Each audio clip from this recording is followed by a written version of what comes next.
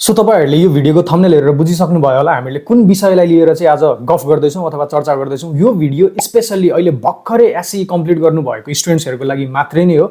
So after एसई अथवा एसई सकिसकेपछि चाहिँ नर्मली हामीले आईटी मा चाहिँ कसरी करियर स्टार्ट गर्ने अथवा आईटी गर्नको लागि चाहिँ हामीले केमा फोकस गर्नुपर्छ, केलाई चाहिँ फोकल पोइन्ट बनाएर हिड्नुपर्छ भन्ने इच एन्ड एभ्री स्टफ म चाहिँ कुनै पनि सुगर कोटिङ नगरिकन हजुरहरुलाई एक्सप्लेन गर्नको लागि ट्राई गर्छु हैन। Now let's get inside the video है त। सो एसई सकिसकेपछि हामी सबैभन्दा बिग कन्फ्युजनमा चाहिँ कहाँनेर हुन्छौं भन्दाखेरि चाहिँ जस्ट एसई पछि प्लस 2 हामीले गर्नुपर्ने हुन्छ। प्लस 2 गर्दाखेरि चाहिँ हामीले साइन्स चुज गर्ने कि म्यानेजमेन्ट चुज गर्ने भन्ने कुरामा चाहिँ कन्फ्युजन हुन्छ। So without any sugar coating हजुरहरुले दुईटामा जुनसुकै सब्जेक्ट पनि चुज गर्न सक्नुहुन्छ। Rather you choose management or science, यो दुईटामा जुनसुकै सब्जेक्ट चुज गरे पनि एउटा कुरा चाहिँ के नछुटाउनुस् भन्दाखेरि चाहिँ हजुरहरुले कम्प्युटर साइन्स चाहिँ त्यहाँनेर चुज गर्नै पर्ने हुन्छ हैन।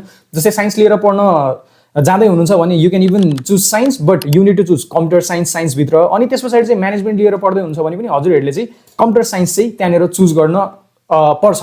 You need to choose computer science.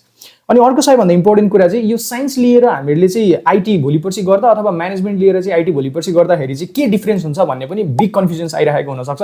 So यसमा हजुरहरुले पाउने भनेको चाहिँ बाइ चान्स हजुरहरुले साइन्स लिएर चाहिँ आफ्नो आईटी को करियरलाई स्टार्ट गर्दै हुनुहुन्छ भने चाहिँ त्यहाँनेर लट्स अफ करियर अप्सन्सहरु चाहिँ पाउनुहुन्छ। फर एन एक्जाम्पल अब हजुरहरुले बीआईटी इजिली गर्न सक्ने हुनुभयो हैन। इभन म्यानेजमेन्टको स्टुडेन्टले पनि बीआईटी गर्न सकिन्छ।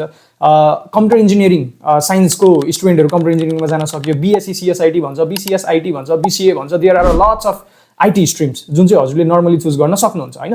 अनि म्यानेजमेन्ट लियो भने चाहिँ अलिकति स्पेसिफिक भएर जान सकिन्छ। भन्नुको मतलब चाहिँ अलिकति थोरै स्पेसिफिक हुन्छ, लिमिटेड हुन्छ। तर एउटा इम्पोर्टेन्ट कुरा चाहिँ के हो भन्दाखेरि चाहिँ हजुरहरुले साइन्स चुज गरे पनि अथवा म्यानेजमेन्ट जुनसुकै चुज गरे पनि जाने भनेको आईटी मा नै हो। हजुरले बीसीए चुज गर्न सक्नुभयो, बीआईटी चुज गर्न सक्नुभयो, बीएससी आईटी के छ अहिले कोर्सेसहरु आईटी को त सबै चुज गर्न पाउनु हुने भयो हैन। मेन कुरा स्किलमा चाहिँ हामीले एकदमै धेरै नै प्रिसाइज भएर फोकस गर्नुपर्छ। किन भन्दाखेरि साइन्स चुज गरिसकेको स्टुडेन्ट र म्यानेजमेन्ट चुज गरिसकेको स्टुडेन्ट दुईटैले लास्टमा काम गर्ने भनेको आईटी फर्ममै हो, यानी कि आईटी को बिजनेसमै हो हैन। अनि त्यो बिजनेसमा काम गर्दाखेरि चाहिँ हजुरलाई चाहिने भनेको स्किल्स हो क्या। जस्तै अब कोडिङको स्किल राम्रो हुनु पर्यो।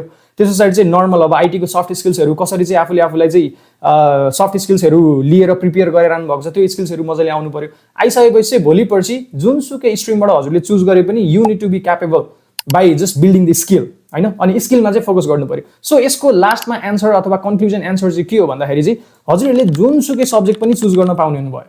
रादर यु चुज साइन्स अथवा चाहिँ म्यानेजमेन्ट। तर एउटा कुरा चाहिँ थोरै मेरो सजेसन चाहिँ के हो भन्दाखेरि बाइ चान्स हजुरले प्लस 2 मा साइन्स चुज गर्नुभयो भने चाहिँ थोरै अलिकति मेहनत गर्ने ह्याबिट बस्छ हैन। यसले गर्दाखेरि चाहिँ भोलिपर्सि गएर आईटी लाई चुज गर्दाखेरि हजुरहरुले चाहिँ प्रोग्रामिङ गर्दा कोडिङ गर्दाखेरि चाहिँ थोरै अलिकति हेल्प पाउन सक्नुहुन्छ। किन भन्दाखेरि साइन्समा अलिकति मेहनत गर्नुपर्छ, अलिकति राम्ररी चाहिँ साइन्सको एक्जाम्सहरुलाई क्र्याक गर्नुपर्ने हुन्छ हैन। त्यसपछि चाहिँ you can actually go for it. हजुरलाई चाहिँ थोरै मेहनत गर्ने बानी बस्छ। मेहनत गर्ने बानी भइसकेपछि अलिकति के हदसम्म चाहिँ सहज भएर जान्छ। अनि अर्को सबैभन्दा इम्पोर्टेन्ट कुरा भनेको के हो भन्दाखेरि चाहिँ जस्तै आईटी फर्ममा अथवा चाहिँ आईटीमा आउनु भन्दा अगाडि सबभन्दा बिग मिस्टेक भनेको हामीले प्रिपरेसन केही पनि गरेको हुँदैनौं हैन। जस्तै मानौं मलाई चाहिँ भोलिपर्सि गएर चाहिँ एज अ कम्प्युटर इन्जिनियर काम गर्नु छ, एज अ आईटी एक्सपर्ट काम गर्नु छ हैन। यसको प्रिपरेसन चाहिँ हजुरहरुले एसई सकिसकेपछि जब 11 12 जोइन गर्नुहुन्छ तबदेखि नै स्टार्ट गर्नु पर्यो क्या। किन भन्दाखेरि चाहिँ हजुरहरुले अहिले नै यसमा फोकस गरेर प्रिपेयर गर्नु भएको छैन भने चाहिँ बाइ चान्स अब 11 12 कम्प्लिट हुन्छ, कम्प्लिट भइसकेपछि ब्याचलर्स जोइन गर्नुपर्छ। ब्याचलरमा जोइन हुँदाखेरि हामी अलिकति ब्ल्याङ्क हुन्छौं। जस्तै ब्याचलर्समा पनि घुम्ने बस्ने अथवा चाहिँ ल ठिकै छ नि मसँग टाइम छँदैछ, मैले चाहिँ सर्टिफिकेट पाइहाल्छु अथवा मैले डिग्री पाइहाल्छु, पाइसकेपछि त नर्मली मैले काम पाइहाल्छु नि भन्ने एउटा पर्सेप्सन चाहिँ क्रिएट हुँदै गइरहेको हुन्छ क्या। सो मेहनत गर्ने बानी चाहिँ डेफिनेटली हामीले बसाउनु पर्छ आईटीमा आफ्नो करियरलाई चाहिँ इस्टाब्लिश गर्नको लागि। किन भन्दाखेरि यहाँनेर च्यालेन्जेस पनि एकदमै धेरै आउँछ आईटीमा, टु बी लोयल हैन।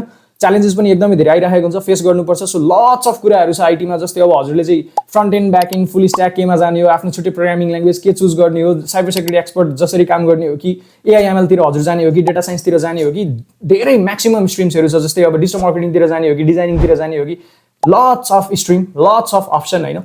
तर यो सबै कुरा चाहिँ हजुरले हो कि म ब्याचलर्समा गएर अथवा चाहिँ ब्याचलर्सको एन्ड हुन आँटेपछि अथवा सर्टिफिकेट आइसकेपछि त म सिकिहाल्छु नि, म चाहिँ अनि त्यस पछाडि चाहिँ काम गर्न योग्य बनिहाल्छु नि भनेर त्यो हिसाबले काम गर्नुभयो भने चाहिँ डेफिनेटली गाह्रो नै हुन्छ।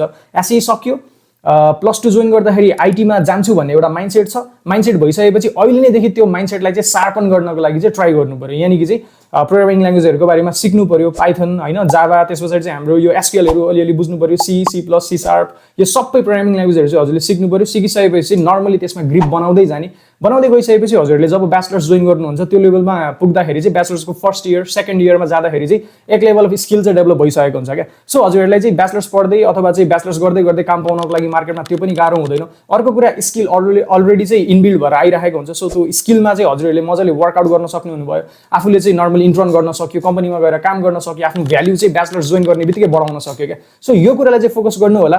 कन्क्लुजनमा साइन्स चुज गरे पनि म्यानेजमेन्ट चुज गरे पनि यसले केही पनि म्याटर गर्दैन, केही पनि वरी गर्नु पर्दैन। लास्टमा जाने भनेको आइटी फर्ममै हो, सबैले गर्ने भनेको नि कोडिङ र प्रोग्रामिङ अथवा चाहिँ डिजिटल मार्केटिङ डिजाइनिङ नै गरेर बस्ने हो। मेन कुरा भनेको स्किल हो, हजुरले जेसुकै चुज गर्न पाउनु हुने भयो। अनि अर्को कुरा चाहिँ कलेजेसहरुमा पनि कन्फ्युजन आउन सक्छ, जानु होला कलेजमा बुझ्नु होला, बुझिसकेपछि प्रिभियस स्टुडेन्ट्सहरुको रेकर्ड के छ त्यो रेकर्डलाई हेर्नु होला, हेरिसकेपछि मात्र अनि कलेज चुज गर्नु होला। किनभने काठमाडौँमा अथवा अरू ठाउँमा पनि धेरै कलेजेसहरु छन् हैन। हजुरहरूले चाहिँ रेकर्ड नहेरिकन अथवा चाहिँ कलेजको चाहिँ एउटा इनडेप्थ नलेज चाहिँ नलिकन नर्मली चुज गरिरहनु भएको छ भने चाहिँ अप्ठ्यारो हुन्छ। सो कलेज चुज गर्नुस्, कलेज चाहिँ राम्ररी ब्याकग्राउन्ड हेरेर चुज गर्नुस्, गरिसकेपछि अनि बल्ल मात्र आफ्नो चाहिँ आइटी करियरलाई चाहिँ स्टार्ट गर्नुस्। एउटा कुरा चाहिँ मैले भन्न बिर्सिरहेको थिएँ, बाइ चान्स हजुरहरूले आइटीमा करियर बनाउँदाखेरि चाहिँ कन्फ्युजन आइरहेको छ, कहाँदेखि स्टार्ट गर्ने, के गर्ने, कसरी गर्ने भन्ने कुराहरुमा चाहिँ कन्फ्युजन छ भने चाहिँ यहाँनिर मैले नम्बर दिएको छु, यो नम्बरमा कन्ट्याक्ट गर्नु होला। त्यसपछि चाहिँ हजुर डाइरेक्टली मसँग कनेक्ट गर्न सक्नुहुन्छ and I will definitely connect you. Thank you.